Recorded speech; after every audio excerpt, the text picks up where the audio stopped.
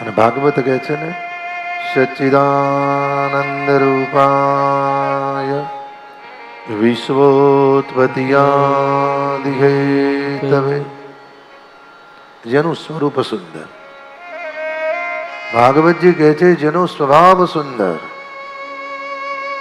ઘણી વાર જીવનમાં એવું બને છે, અમુક વ્યક્તિને જુઓ કે મરતા સુધી ભગવાન એનું સ્વરૂપ એટલું બધું સુંદર રાખે છે કે પરિવારના લોકો કે બા ને બાપુજી બંને ગયા પણ મરતા સુધી કરચલી પડી નથી.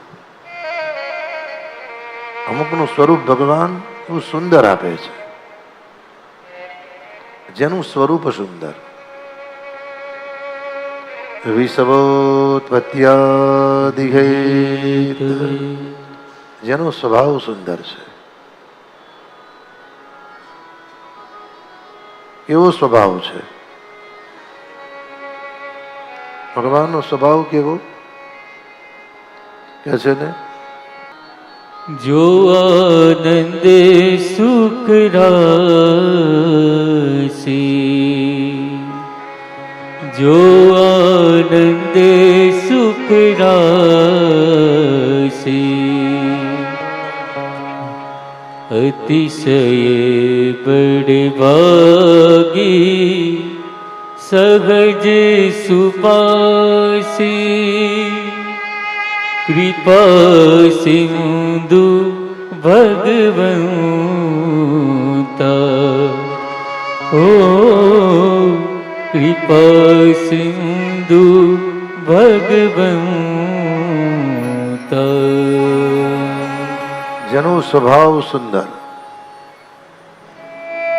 અને ભાગવતજી કહે છે ભાઈ, અમુક સમય, અમુક ઉંમર અને અમુક પરિસ્થિતિ પછી ધીરે ધીરે સ્વભાવમાં પરિવર્તન લાવો.